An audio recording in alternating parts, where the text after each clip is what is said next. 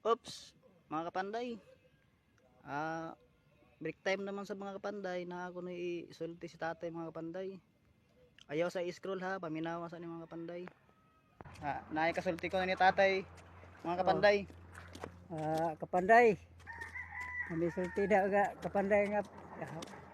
Kuan-kuani pumigamay, tabang-tabangi pumigamay para kuan pumi sa makahaon sa hirap mga kapanday. Trabaho dire nag-ambig mga bato nga papaylo no ba mga higanting bato dire nga para i-depensa dire sa namuyo dire sa among gitrabahoan. Okay ra kapanday.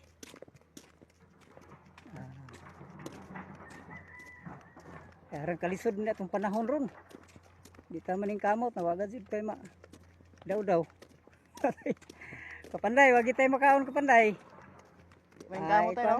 Ikuha lang mida kapanday ka ng kumin lang hapon mida, palo lang mida kay pamay na lang makadugang-lugang sa itong kalisod.